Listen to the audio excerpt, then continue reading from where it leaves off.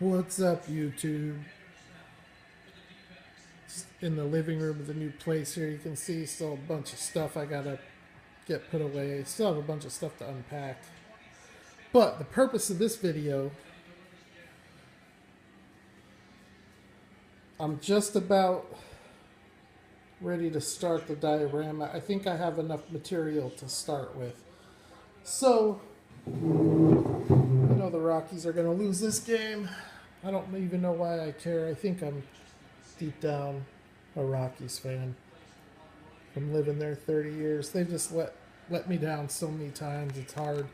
Anyways, so I got this board today at Home Depot. It was $6. It is 3/4 inch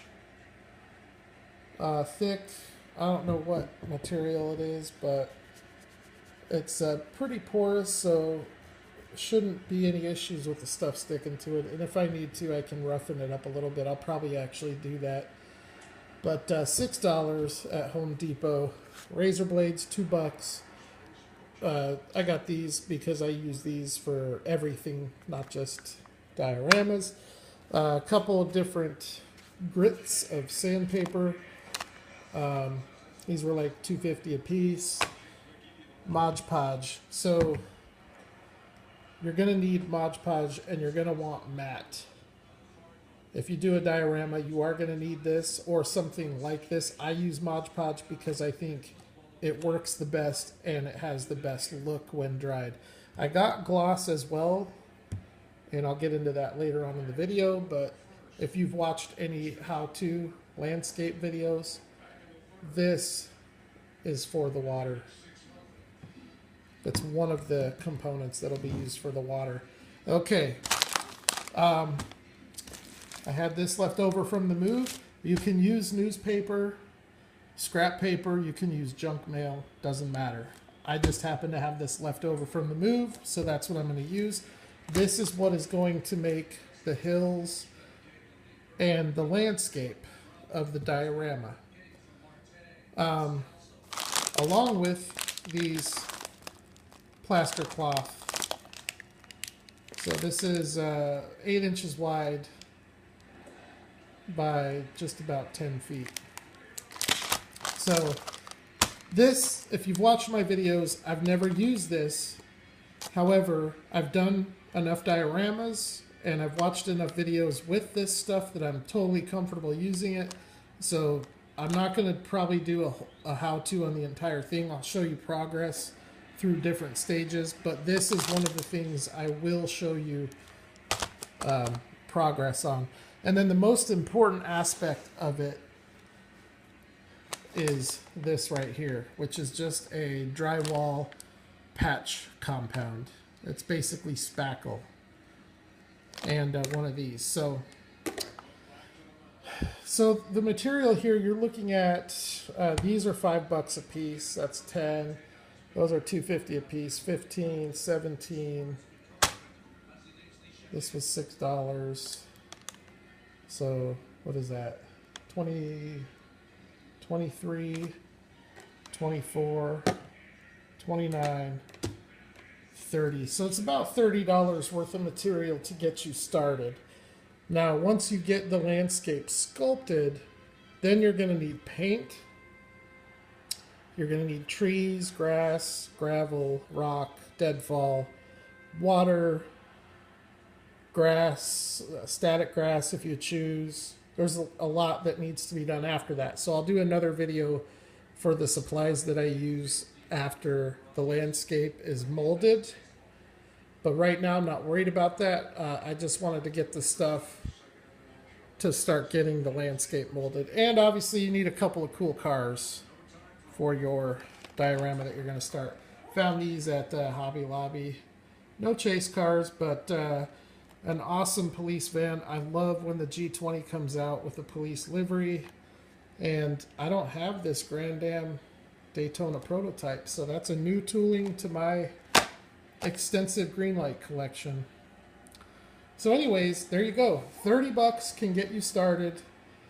Now, a lot of you always ask about the buildings. I have the 2 buildings, which is a gas station and a car dealership. I do not make the buildings. However, if you're artistic enough, you can order kits and you can make the buildings. I'm not artistic enough, so I just buy them pre-made.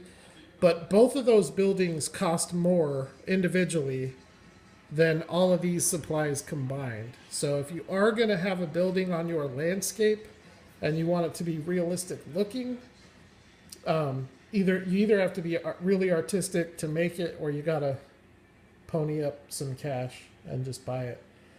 But anyways, I just wanted to show you what it takes to get started. I am going to grab another one of these. This is 2 feet by 2 feet, so it's 4 square feet. I'm going to do 2 of them. So rather than having the gas station and the diorama and the car dealership on the same diorama, I'm going to do 2 separate dioramas with 1 building on each, and I think I'm going to make them modular so that you can just set them side by side and they flow together. I think I'm going to do that. So anyways, probably the most boring video in the history of Heavy Metal 164, but this is the precursor to the diorama. So the next step, I'm going to go pull my gas station out, because this is going to be the gas station diorama. I'm going to pull it out. I'm going to play around with locations on the board, and I'm going to try to sketch out the build, because I want a hill that is going to feature a pretty heavy duty off-road trail for the Broncos and the Jeeps. Below that, I want to have a water feature. I was thinking a stream or a river, but if I do that, I'm going to have to do at least 1 bridge, if not 2. So now I'm leaning more towards pond or lake.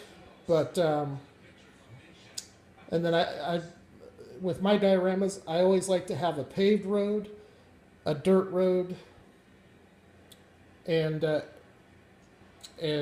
just a lot of landscape and as much vegetation as I can. In this case, since I'm doing an off-road trail, I may not do a dirt road, especially because I'm only dealing with 4 square feet. It might just be a paved road and then the off-road trail. So that's kind of where I'm going with it. So the next step for me is to get a pencil out and just draw around on the board some different layouts, because I want it, the things that I have to factor in. Sorry, I'm just pointing the camera at this. That's got to be pretty boring while I talk. Okay, so the different things that I want to factor while making this diorama, being that I use it for my channel to make videos to crack diecast, I want it to be a practical layout that I can just set the camera on the tripod, have a decent view with a landscape that I can place the cars as I open them. But I also want it to be where I can change angles. So if one angle gets old at the gas station, I can do another angle at the lake or another angle up at the off-road trail. That's kind of the idea that I have in mind, while also being practical with the layout of the paved road and the dirt road and all that other stuff. So those are kind of the things I think about as I design the layout. So that's going to be it for this video. If any of you are interested in making a diorama, these are the supplies that you would need just to get started. Really, you can hold off on the Mod Podge until after you get your layout sculpted. I didn't need to get these yet, because you don't use those till you start laying turf and dirt. But you would need a board or a piece of foam or whatever base you want to use. You would need either some sculpting plaster or, my preference is joint compound, because it's easier to get, it's cheaper, and it's just as easy to work with. It's a lot less messy, so I prefer the joint compound. If you're doing a flat layout, you don't need this or this. You just need this. And really, you could probably get by even without that. I like it because it gives you the ability to sculpt whatever kind of surface you're going for. Whether you're going for a paved surface or you know, a natural landscape. That gives you the ability. A lot of people ask about my paved roads because there aren't a lot of HO diecast dioramas on YouTube that have paved roads. So a lot of people ask me about those. All they are is basically drywall. It's just joint compound, sanded down, and painted. That's all it is. So, you know, for $6, $11, you know, if you're doing a flat surface, you can get started for $15. If you want hills, add about $10 to that. So under $30 gets you started. And remember, at Hobby Lobby, you can always use the 40% off. So take advantage of that. So I'll be back probably later this week with another video on some of the other supplies that you need after you get your landscape sculpted. Hopefully by the time I make that video, this landscape will already be sculpted and ready to go. And as I said, I will do at least a video or two just showing you the progress, maybe showing you a little bit of how to do the plaster cloth, because this stuff here is critical if you like uneven terrain and you like hills and valleys and all that stuff. You're going to need to use plaster cloth or have some other method, maybe sculpting foam. So anyways, that's it.